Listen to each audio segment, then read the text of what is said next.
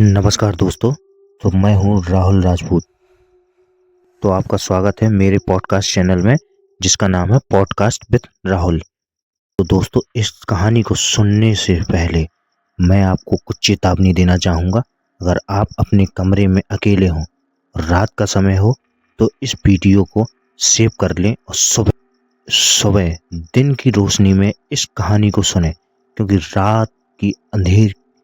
काली अंधेरी रातों में तुम इस कहानी को सुन ही नहीं सकते हो, क्योंकि ये कहानी बहुत ही ज़्यादा डरावनी है और इसे रात में सुनना असंभव है।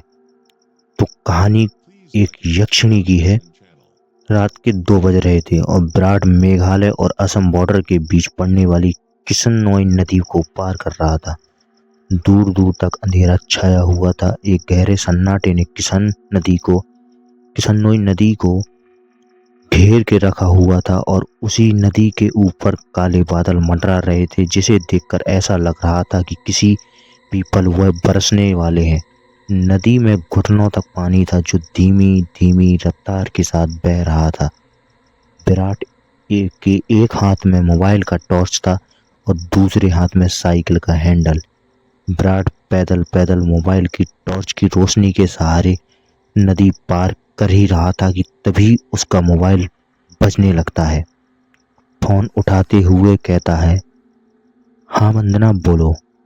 मोबाइल के अंदर एक औरत की आवाज सुनाई देती है, कहाँ तक पहुंचे आप जी? किसननोई नदी पहुंच गया हूँ वंदना, बस ये नदी पार करी और फिर मैं सीधे तुम्हारे पास। किसननोई नदी का नाम सुनते ही वंदना घबराती हुई कहती है, क्या क्या किसननोई नदी पार कर रहे हो आप? और नहीं तो क्या, अब तुम्हें तो पता ही है कि बंगला मुड़ा गांव से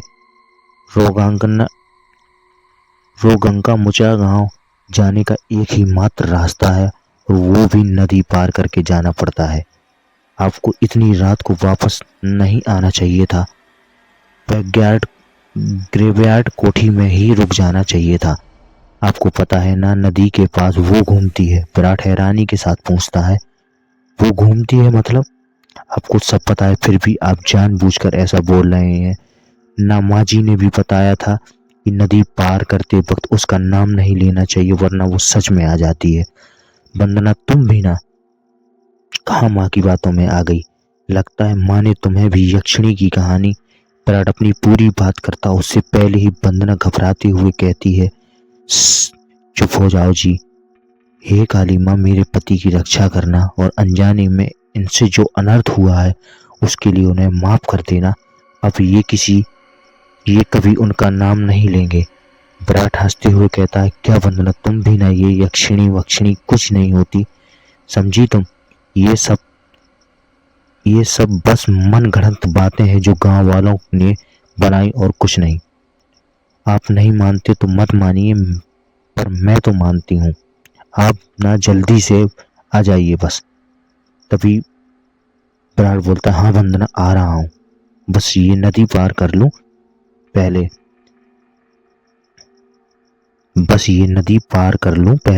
अच्छा तो मैं रखती हूँ। अरे ऐसे कैसे? तुम्हें नहीं लगता तुम कुछ भूल रही हो? मैं भूल रही हूँ? क्या भूल रही हो? यक्षिणी के बारे में याद रख सकती हो, लेकिन याद नहीं रख सकती कि आज हमारी शादी की सालगिरह है।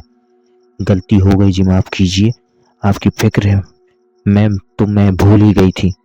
विराट मुंह बनाते हुए कहता है, अब भूल गई थी तो उसकी सजा तो तुम्हें मिलेगी। सजा के लिए तैयार रहना। वंदना प्यार से पूछती, अच्छा तो क्या सजा देंगे आप? तुम्हारी सजा यह है कि तुम्हें आज रात भर जागना पड़ेगा। वंदना शर्मा जाती है और शर्माती हुई कहती है, आप भी ना, कैसी कैसी बातें करते हैं आप। अरे अपनी पत्नी से ऐसी बातें नहीं करूंगा तो किससे कहूंगा। ठीक है आ जाइए, मैं इंतजार कर रही हूँ आपका, जल्दी आना। वंदना फोन कट कर देती और विराट वापस नदी पार करने लगता है। अभी विराट ने एक तो कदम ही आगे बढ़ाए थे, तभी उसको पायल बजने की आवाज सुनाई देती है। विराट को लगता है कि उसके पीछे कोई लड़की भागते हुए निकली हो। पायल की आवाज सुनकर विराट जहाँ पर था वहीं रुक जाता है और पीछे मुड़कर देखने लगता है। जब वो पीछे मुड़ता है तो सिवाय अंधेरे के कुछ दिखाई नहीं देता। उसके पीछे कोई नहीं था। ये वंदना भी ना यक्षिणी का नाम लेकर मेरे मन को उसका वहम डाल दिया और वही वहम डरा रहा है अब मुझे। और कैसे भी और वैसे भी मैं खुद यक्षिणी से मिलना चाहता हूँ। बड़े चर्चे सुने हैं उसके, सुना है बड़ी खूबसूरत है। इतना कहकर विराट वापस आगे बढ़ने लगा। विराट मुश्किल से अभी 1-2 कदम ही चला था कि तभी उसे नदी के किनारे पर एक काला साया दिखाई देने लग जाता है। उस काले साये को देखकर विराट के कदम अपने आप थम जाते हैं। साये को देखकर ऐसा लग रहा था जैसे वो विराट का ही इंतजार कर रहा था। काले साये के पास से पायल के बजने की आवाज और चमेली के फूल की खुशबू आ रही थी। विराट के हाथ पैर कपकपाने लगे। विराट डरते हुए कहता है, कहीं वंदना की बात सच तो नहीं है, ये यक्षिणी तो नहीं। विराट उस साये को देखकर इतना डर गया था कि उसका पूरा चेहरा पसीने से लथपथ हो गया था। विराट के हाथ पैर ठंडे पड़ गए थे। उसका दिल जोरों से धड़कने लगा। उसे उसके समझ में नहीं आ रहा था कि वो क्या करे। विराट डरते हुए कहता है, कौन है वहां पर? कोई जवाब नहीं आता। सन्नाटा अभी भी छाया हुआ था। विराट अपने मोबाइल की टॉर्च उस काले साये पर मारने लग जाता है। जब उस टॉर्च की रोशनी उस काले साये पर पड़ती है तो विराट देखता है कि वो साया और किसी नहीं बल्कि एक लड़की का था। नदी के किनारे वह बहुत ही खूबसूरत लड़की खड़ी हुई थी, जिसकी उम्र करीब 24 साल और लंबाई 5 फीट 2 इंच थी। उसकी लंबी सी गर्दन, गुलाबी होंठ, बाल खुले हुए जो उसके कमर तक आते थे, उसका गोरा बदन और उसी गोरे बदन पर उसकी काली साड़ी उनसे बदन पर उसने काली साड़ी पहन रखी थी। वो लड़की किसी अप्सरा से कम नहीं लग रही थी। वह इतनी खूबसूरत थी कि कोई भी मर्द उसका रूप देखकर अपनी हदों को भूलकर उसकी बाहों में मदहोश होना चाहे। वो लड़की अपने साथ विराट को इशारा करते हुए अपने पास बुलाती है। उस लड़की को देखकर विराट भूल गया था कि यक्षिणी जैसी कोई चीज होती है। विराट अपनी साइकिल को वहीं छोड़ देता है और जल्दी जल्दी उस लड़की के पास जाने लग जाता है, जैसे उसके बदन में कोई आग लग गई हो। विराट उस लड़की के पास जाकर उसे धीरे से पूछता है, कौन हो तुम और यहाँ पर क्या कर रही हो? तुम्हारा नाम क्या है? लड़की अपने चेहरे पर मुस्कान लाते हुए, नाम में क्या रखा है, जो रखा है काम में रखा है। तभी विराट बोलता है, कैसा काम? तब लड़की विराट की आंखों में देखते हुए कहती है, वही काम जो तुम घर जाकर अपनी पत्नी के साथ करने वाले थे। तुम उसे आज रात भर जगाना चाहते थे ना, क्या तुम मुझे नहीं जगाओगे? उस लड़की की आंखों में एक नशा था जिसे देखकर विराट सब कुछ भूल गया। कुछ ऐसा लग रहा था जैसे वो बस में आ गया हो।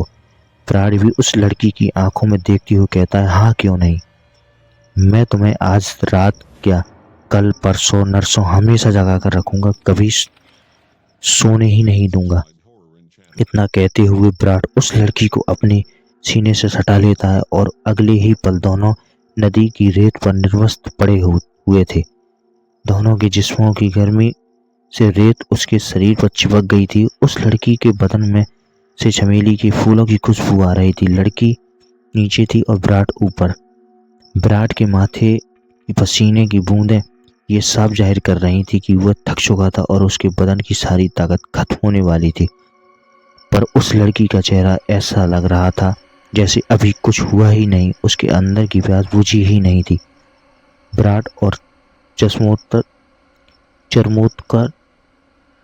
चरमोत्कर्ष अवस्था में पहुंचने वाला था और कुछ ही पल में उस लड़की के बदन पर ध्वस्त होने वाला था। तभी उसकी नज़र उस लड़की के वक्ष पर पड़ती है। वो देखता है कि उस लड़की के वक्ष पर धीरे धीरे झुर्रियां आने लगी थी। उसके हाथ पैरों की नसें बाहर निकलने लगी थीं। उसके बाल काले से सफ़ेद होने लग गए। देखते ही देखते वह लड़की अचानक बूढ़ी औरत में तब्दील हो जाती है। ये सब देखकर विराट की आंखें फटी की फटी रह गईं। उसका गर्म बदन अचानक से ठंडा हो गया। विराट कांपते हुए कहता है, कौन हो तुम?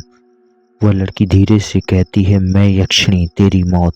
यह सुनकर विराट के रोंगटे खड़े हो जाते हैं और वह झट से उसके दूर हटने लगता है, पर उसी वक्त यक्षिणी उसे अपने दोनों हाथों से पकड़ लेती है और कहती है, अभी कहाँ जा रहे हो प्रियतम, मेरी प्यास अभी बुझी नहीं है। तुम तो मुझे कल परसों नरसों हमेशा तक जगाना चाहते थे ना, क्या हुआ, थक गए या डर गए मेरा असली रूप देखकर? और जोर जोर से हंसने लगती है। विराट उसका खौफनाक चेहरा देखकर इतना डर गया था कि कुछ नहीं बोल पा रहा था। उसको यक्षिणी की आंखों में खुद की मौत नजर आ रही थी। यक्षिणी गुस्से में कहती है, वासना की प्यास में तू ये भी भूल गया कमीने की तेरी पत्नी वंदना तेरा घर पर इंतजार कर रही है, पर तू यहाँ पर मेरे साथ। तुम मर्द कभी एक स्त्री के प्यार को समझ ही नहीं सकते, तुम्हारी हवस कभी खत्म नहीं होने वाली। इतना कहकर यक्षिणी अपना हाथ विराट के सीने पर रख देती है। यक्षिणी के लंबे लंबे काले नाखून जो चाकू की तरह पहने थे। विराट डरते हुए कहता है, नहीं नहीं, ऐसा मत करो, मुझे जीने दो, जीने ही दे रही हूँ, भोली भेटोलो, भोली भेटोलो। इतना कहकर यक्षिणी अपना हाथ विराट के सीने के अंदर घुसा देती है और उसी वक्त जोर से काले बादल गरजने लगते हैं और बारिश होने लग जाती है। विराट के शरीर से खून नाखूनों के सहारे यक्षिणी के शरीर पर जाने लग जाता है। जैसे जैसे खून यक्षिणी के अंदर जा रहा था, वो वापस जवान होती जा रही थी। यक्षिणी वापस से अपने पुराने स्वरूप में आ गई और विराट का शरीर सूख कर सफेद पड़ गया था। उसके अंदर खून की एक भी बूंद नहीं थी, पर उसकी धड़कन अभी भी चल रही थी। यक्षिणी अपना मुंह विराट के कान के पास ले जाती है और फुसफुसाते हुए कहती है, रमरो नागरो, रमरो नागरो। इतना कहकर यक्षिणी अपना खून से सना हाथ विराट के सीने से बाहर निकालने लग जाती है। जैसे ही यक्षिणी अपना हाथ विराट के सीने से बाहर निकालती है, विराट अपना दम तोड़ देता है, क्योंकि यक्षिणी के हाथ में विराट का दिल था जो सिकुड़ चुका था। अगले ही पर यक्षिणी विराट का दिल लेकर गायब हो जाती है, ठीक उसी तरह जिस तरह बारिश की बूंदें। तो नमस्कार दोस्तों, तो कहानी सुनने के लिए हमारे चैनल को सब्सक्राइब करें और रहें। बहुत जल्द आपको इस कहानी का अगला भाग सुनने को मिलेगा। और कहानी आपको कैसी लगी कमेंट बॉक्स में जरूर बताएं। धन्यवाद दोस्तों।